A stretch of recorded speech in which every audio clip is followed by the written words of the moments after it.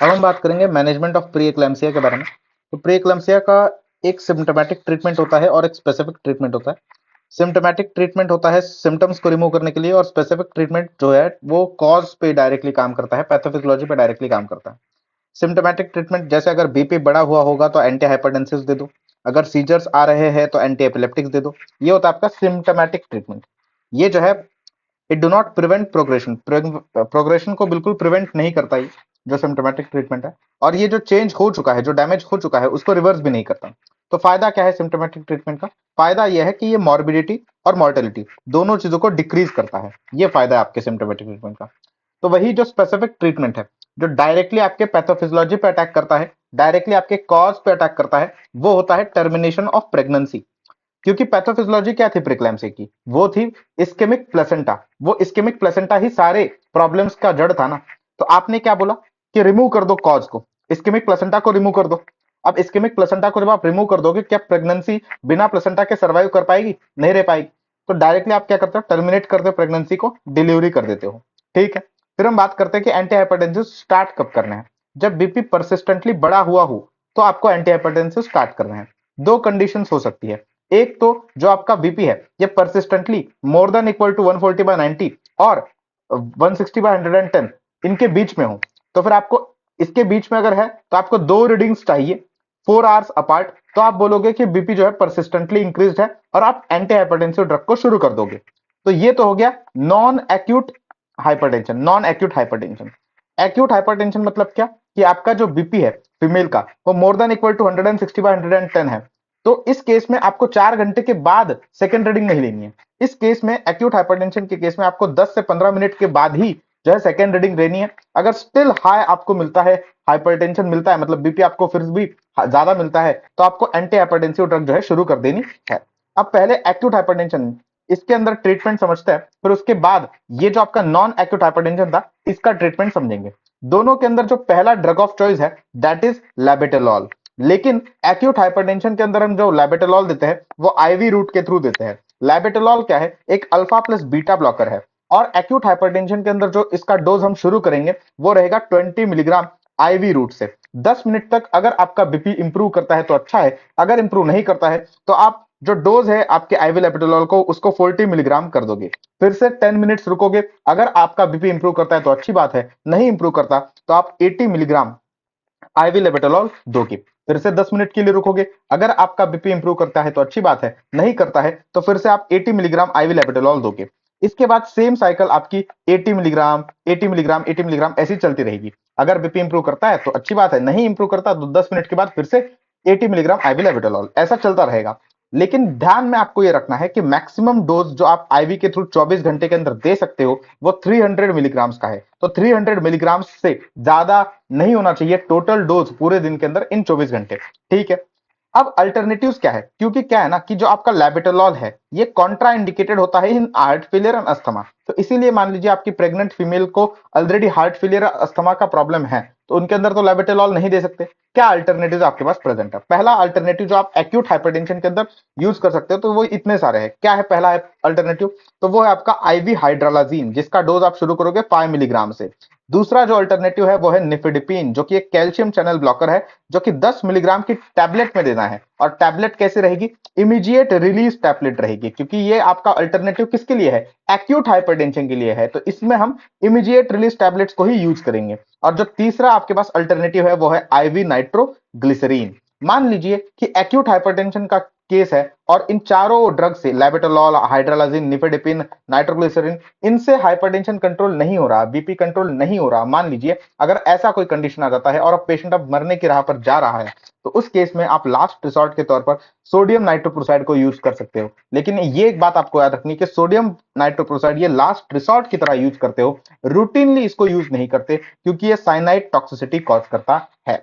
ठीक है। ये सारी बातें हमने की वो थी एक्यूट हाइपरटेंशन के बारे में।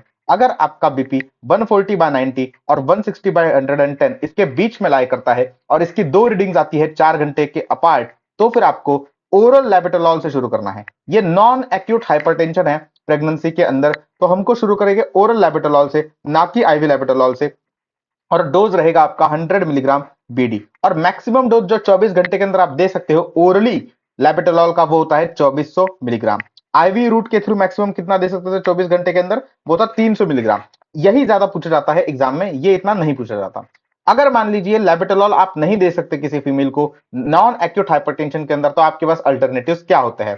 पहला अल्टरनेटिव होता है निफेडिपिन, लेकिन यहां पर जो निफेडिपिन दोगे वो आप 30 मिलीग्राम निफेडिपिन दोगे, ना कि 10 मिलीग्राम, और वो भी हम सस्टेन्ड रिलीज टैबलेट के थ्रू देंगे, ना कि इमीडिएट रिलीज टैबलेट के थ्रू। हाइड्रालाजीन जो हम एक्यूट हाइपरटेंशन के अंदर यूज कर सकते थे, वो नॉन एक्यूट हाइपरटेंशन के अंदर नहीं यूज करते हैं।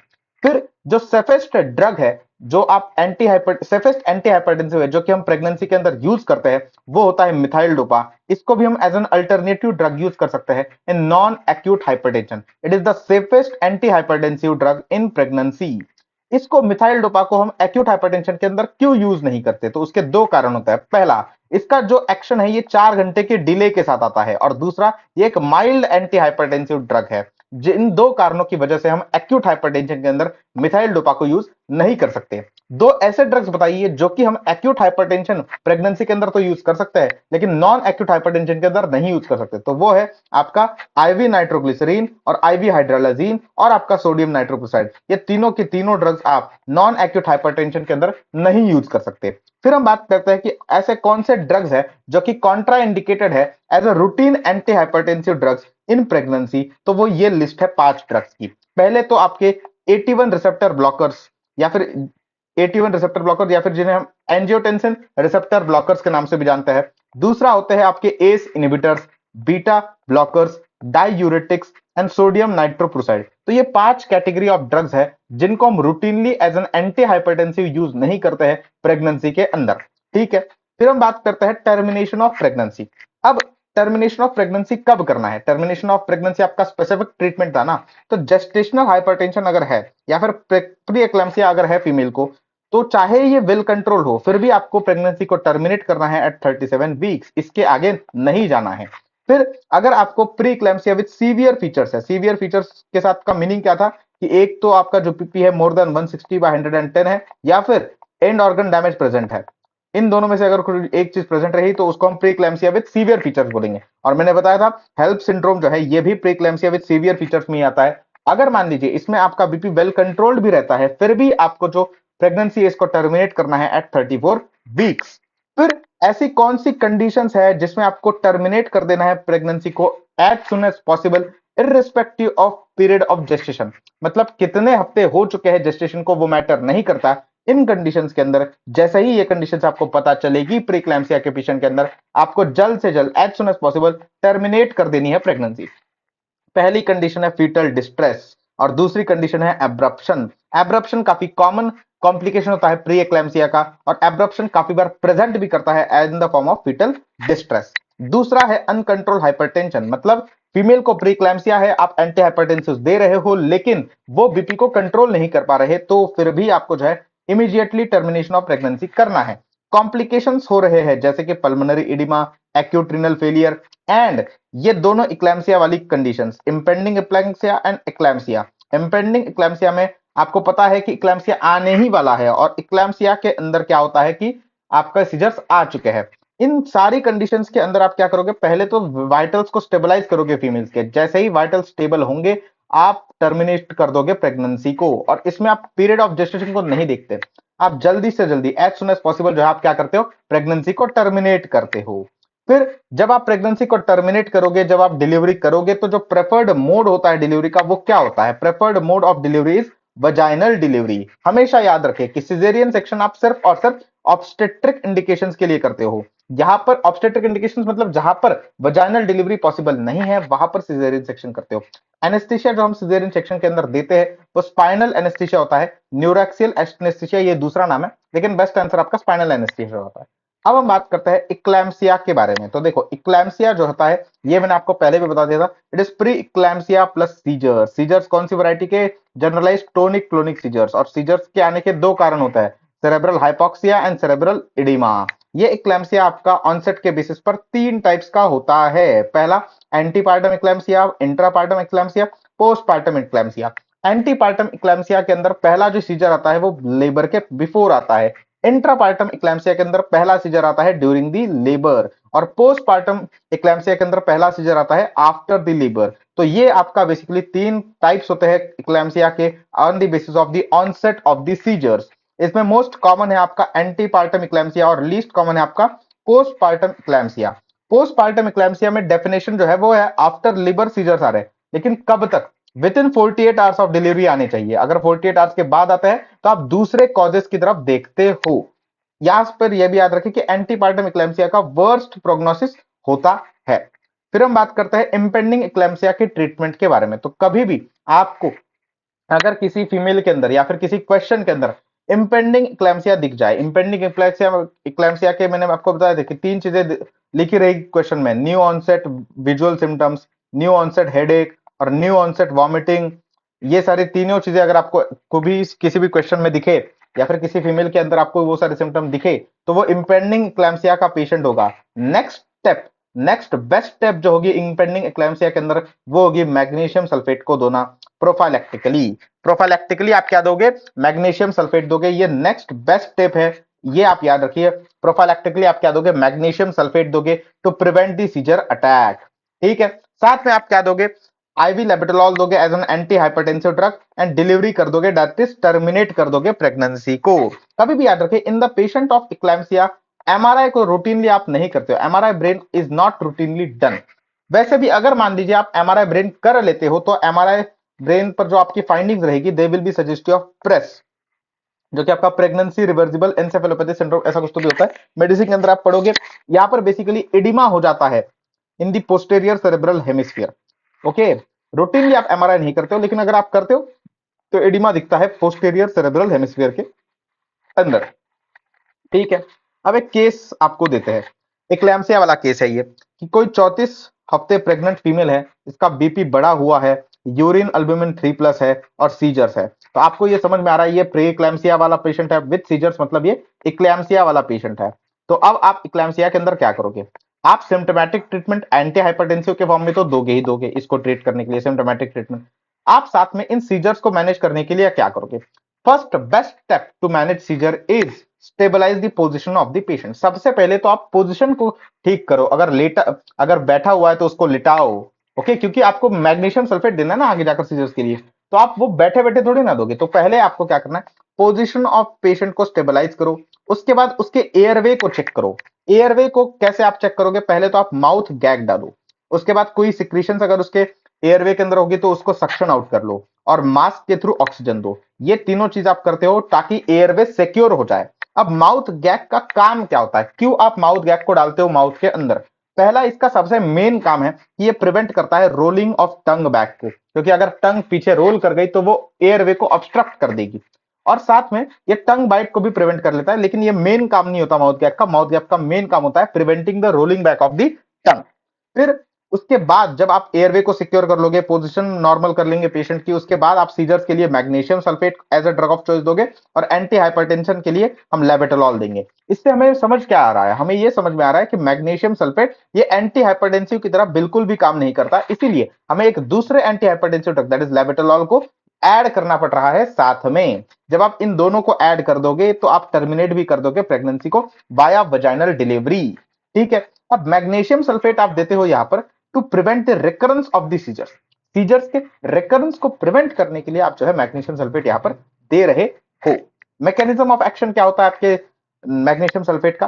होता है सेंट्रल एक्शन होता है। सेंट्रल एक्शन का मतलब क्या है? कि ये ब्रेन के एनएमडीए रिसेप्टर्स पे एक्ट करता है और वहां पे मेम्ब्रेन पोटेंशियल को स्टेबलाइज करता है और साथ में सेरेब्रल वेजोडाइलेशन करवाता है। मतलब दो जगहों पर काम करता है, एक ब्लड वेसल्स पे जहां पर वेजोडाइलेशन करवाता है और दूसरा एनएमडीए रिसेप्टर्स पे जहां पर मेम्ब्रेन पोटेंशियल को स्टेबलाइज करवाता है। ये दो काम होते हैं इसके। ठीक है, हाई डोजेस पे मैग्नीशियम सल्फेट के क्या होगा? देखो, हाई डोजेस पे जो मैग्नीशियम सल्फेट है ये पेरीफेरी में काम करेगा, मतलब ब्रेन को छोड़कर बाहर पेरीफेरी में काम करेगा और मैग्नीशियम सल्फेट जो है ये ब्लॉक कर देगा आपके कैल्शियम चैनल्स को।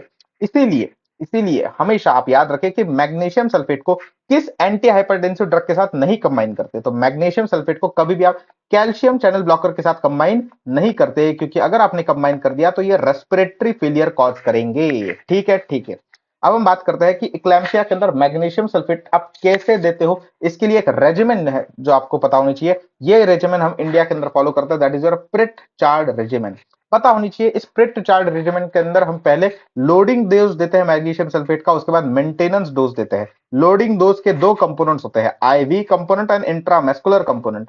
तो वही मेंटेनेंस डोज का सिर्फ और सिर्फ इंट्रामस्कुलर कंपोनेंट होता है। दोनों लोडिंग डोज और इंट्रा मेंटेनेंस डोज के अंदर 4 घंटे का ड्यूरेशन होता है दोनों के अंदर, ठीक है। अब लोडिंग डोज के अंदर मैंने बताया जो आईवी कंपोनेंट होता है उसमें हम 4 ग्राम ऑफ 20% सॉल्यूशन देते हैं मैग्नीशियम सल्फेट का। जो इंट्रामस्कुलर कंपोनेंट होता है आपके लोडिंग डोज का, उसके अंदर हम 10 ग्राम देते हैं 50% सॉल्यूशन का। और इंट्रामस्कुलर कंपोनेंट जो होता है आपका मेंटेनेंस डोज का, उसके अंदर हम देते हैं 5 ग्राम ऑफ 50% सॉल्यूशन। ठीक है जी, कोई दिक्कत नहीं। यहां पर जो आप आईवी डोज दे रहे हो लोडिंग डोज का, वो 10 मिनट के ऊपर देते हो over the time period of 10 minutes, very slowly slowly slowly, ठीक है। और जो इंट्रामस्कुलर दो कंपोनेंट है आपके लोडिंग डोज का, वो आपको कितना देना है, 10 ग्राम देना है 50% सॉल्यूशन का। तो आप 10 ग्राम एक साथ नहीं दे देते हो किसी एक बटक पे, आप 5 ग्राम दोगे ऑन ईच बटक। रीजन क्या है कि मैग्नीशियम सल्फेट ये वाला इंजेक्शन बहुत पेन करता है, बहुत दुखता है, तो इसलिए दोनों बटक्स पे 5-5 ग्राम करके दोगे, ठीक है। फिर उसके 4 घंटे बाद आपको फिर से इंट्रामस्कुलरली आपको जो है डोज देना है किसका, 5 ग्राम 50% सॉल्यूशन का मेंटेनेंस डोज देना है मैग्नीशियम सल्फेट का 4 घंटे के बाद। तो ये भी आप बटक में ही दोगे 5 ग्राम का, और इंट्रामस्कुलरली ही दोगे। और एवरी 4 आवरली आपको ये मेंटेनेंस डोज जो है कंटिन्यू करना है। बस ये याद रखें कि आपको साइट को अल्टरनेट करते रहना है, हर 4 घंटे के बाद दूसरे बटक पे देना है, क्योंकि बहुत पेनफुल होता है। तो सेम साइड पे वापस वापस दोगे तो बहुत ज्यादा प्रॉब्लम होगी आपके पेशेंट को, ठीक है। तो इतना ही है आपका प्रिटचार्ड रेजिमेन, जो आपको रटा हुआ होना चाहिए। अब आपको बस ये तैयार करना है कि जो वायल मिलता है ना, जो वायल मिलता है आपके मैग्नीशियम सल्फेट का, वो ऑलरेडी 50% सॉल्यूशन के फॉर्म में मिलता है। तो चूंकि वो 50% सॉल्यूशन के फॉर्म में मिलता है, तो ये 10 ग्राम और 5 ग्राम तो आप बहुत इजीली दे सकते हो, इसमें कोई प्रॉब्लम है नहीं। अब ये 20% सॉल्यूशन आप बनाओगे कैसे, वो समझाते हैं। बड़ा सिंपल है। एक वायल के अंदर 1 ग्राम और 2 ml, दोनों 1 gram is equal to 2 ml, इतना मैग्नीशियम सल्फेट एक वायल के अंदर प्रेजेंट होता है, जो कि 50% सॉल्यूशन होता है। तो इसको 20% सॉल्यूशन करने के लिए आप क्या करते हो, 4 वायल्स को जमा करते हो। 4 वायल्स के अंदर 4 ग्राम मतलब 8 ml मैग्नीशियम सल्फेट प्रेजेंट रहेगा। इस 4 ग्राम के अंदर मतलब 8 ml मैग्नीशियम सल्फेट के अंदर हम 12 ml का क्या ऐड करते हैं, नॉर्मल सलाइन ऐड करते हैं। जब 12 ml का नॉर्मल सलाइन हम ऐड कर देंगे, तो फिर ऐड करने के बाद हम ये सारा 20 ml को जो है हम सिरिंज के अंदर लेंगे, जिसमें 8 ml magnesium sulphate, 12 ml normal saline होगा। तो आपको मिल जाएगा 4 gram of 20% solution of magnesium sulphate for the IV loading dose, ठीक है। और इसको मैंने बताया 10 मिनट ओवर स्लोली आपको देना है, ओवर 10 मिनट स्लोली आपको देना है, ठीक है।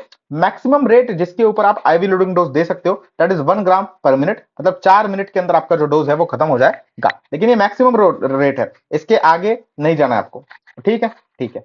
अब जो आईवी लोडिंग डोज है आपका, ये जब भी आप दोगे, तो जब आईवी लोडिंग डोज आप दे रहे होंगे, तो आपको किस चीज को मॉनिटर करना है, हमेशा हार्ट रेट को मॉनिटर करना है। हमेशा याद रखिए, जब भी आप आईवी लोडिंग डोज देते रहोगे, तो आपको क्या मॉनिटर करना है, आपको मॉनिटर करना है हार्ट रेट को, ठीक है, क्योंकि पेशेंट कार्डियक अरेस्ट के अंदर जा सकता है। ये आप चीज याद रखिए।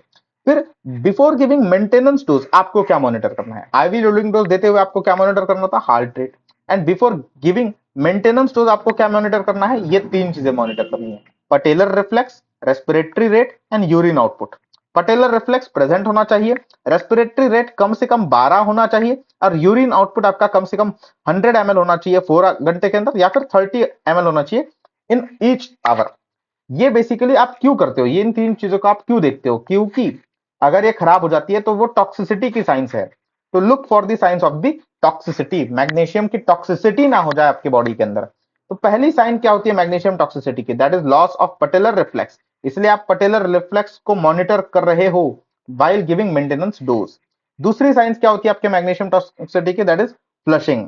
फ्लशिंग के कारण ही आपको जो है गर्माहट फील होगी, और इस गर्माहट के कारण एक्सेसिव स्वेटिंग होगी। साथ में स्लरिंग ऑफ स्पीच आपको देखने को मिलेगा, हाइपोटेंशन देखने को मिलेगा, क्योंकि वेजोडाइलेशन हुआ था ना फ्लशिंग के कारण, तो हाइपोटेंशन भी देखने को मिलेगा। साथ में रेस्पिरेटरी रेट, रेस्पिरेटरी डिप्रेशन देखने को मिलेगा, कार्डियक अरिथमियाज एंड कार्डियक अरेस्ट भी देखने को मिलेगा। अब एक चीज जो आपको याद रखनी है कि oliguria is not the sign of magnesium toxicity. क्यों? क्योंकि ओलिगोरिया जो है ये साइन नहीं है मैग्नीशियम टॉक्सिसिटी का। ओलिगोरिया खुद जो है ये टॉक्सिसिटी कॉज कर सकता है। कैसे? क्योंकि मैग्नीशियम सल्फेट किडनीज के थ्रू एक्सक्रीट होता है। अगर ओलिगोरिया है मतलब किडनी का अगर कुछ प्रॉब्लम है, तो वो खुद जो है मैग्नीशियम टॉक्सिसिटी कॉज करेगा। इसीलिए याद रखें कि ओलिगोरिया खुद मैग्नीशियम टॉक्सिसिटी कॉज करता है, इसीलिए आप ओलिगोरिया को चेक करते हो while giving maintenance dose, before giving maintenance dose, ठीक है। अब मान लीजिए आपके पास कोई पेशेंट आता है जिसका यूरिन आउटपुट जो है 30 ml है 4 घंटे के अंदर, और आपका नॉर्मल यूरिन आउटपुट कितना होना चाहिए, more than equal to 100 ml होना चाहिए 4 घंटे के अंदर, तो आप क्या करोगे, मेंटेनेंस डोज नहीं दोगे भाई। फिर सीरम में मैग्नीशियम लेवल्स को आप रूटीनली मॉनिटर करते हो क्या, नहीं, सीरम मैग्नीशियम लेवल्स को आप रूटीनली मॉनिटर नहीं करते हो। कब, क्या इंडिकेशन है जब आपको सीरम मैग्नीशियम लेवल्स देखनी है, मॉनिटर करनी है, वो तीन इंडिकेशन है। पहला, अगर आपके पटेलर रिफ्लेक्स एब्सेंट है या फिर रिड्यूस्ड है, रेस्पिरेटरी रेट लेस देन 12 पर मिनट है, यूरिन आउटपुट आपका लेस है, लेस कितना, it is less than 100 ml पर 4 आवर्स, या फिर it is less than 30 ml per hour. तो अगर इन तीनों में से कुछ भी एक चीज पॉजिटिव होती है तो फिर आप इन सीरम मैग्नीशियम लेवल्स को भेज दोगे। थेरेपेटिक मैग्नीशियम लेवल्स कितने होते हैं, 4 to 7 मिली इक्विवेलेंट होते हैं। एंटीडोट क्या होता है for the toxicity of magnesium, तो वो होता है 10 ml of 10% IV calcium gluconate, 10 ml of 10% IV calcium gluconate. फिर लोडिंग डोज को देने से पहले, लोडिंग डोज देने से पहले आपको क्या KFT करानी चाहिए, बिल्कुल नहीं। लोडिंग डोज इमरजेंसी वाला डोज है, उसके पहले हम KFT कभी भी नहीं कराएंगे। Loading dose is given irrespective of KFT, KFT कैसा भी हो, आपके पास KFT की रिपोर्ट पड़ी हो ना पड़ी हो, आपको लोडिंग डोज देना है हमेशा, क्योंकि वो इमरजेंसी वाला डोज है। मेंटेनेंस डोज जो होता है उसमें आप जरूर एडजस्टमेंट्स बनाते हो अकॉर्डिंग टू KFT। अगर KFT डिरेंज्ड है तो आप एडजस्ट करते हो मेंटेनेंस डोज को, ना कि लोडिंग डोज को। फिर हम बात करते हैं अदर यूजेस क्या होते हैं मैग्नीशियम सल्फेट के इन ऑब्स्टेट्रिक्स। पहला होता है इंपेंडिंग अप्लेक्सिया और इक्लेम्सिया, ये जो हमने पढ़ लिया। दूसरा, चूंकि मैग्नीशियम सल्फेट एक माइल्ड टोकोलिटिक है, इसलिए in the management of pre term labour हम इसको यूज करते हैं। तीसरा होता है neuro protection for the fetus. अगर फीटस का न्यूरो प्रोटेक्शन भी आपका मैग्नीशियम सल्फेट करता है। अगर हम डिलीवरी को एंटिसिपेट कर रहे हैं बिफोर 32 वीक्स तो हम दे सकते हैं आपके मैग्नीशियम सल्फेट को for the neuro protection of the fetus. 32 weeks के बाद आप नहीं दोगे मैग्नीशियम सल्फेट को for the neuro protection of foetus.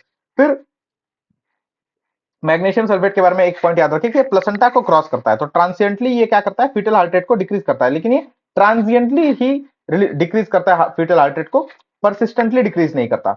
अगर मान लीजिए परसिस्टेंटली फीटल हार्ट रेट आपका मोर देन 15 to 20 मिनट्स रहता है, 15 to 20 मिनट रहता है, सॉरी, अगर परसिस्टेंटली फीटल हार्ट रेट आपका डिक्रीज रहता है for more than 15 to 20 minutes, तो फिर उसके कोई अदर कॉजेस हो सकते हैं जिसके लिए आपको देखना पड़ेगा, जैसे कि अब्रप्शन।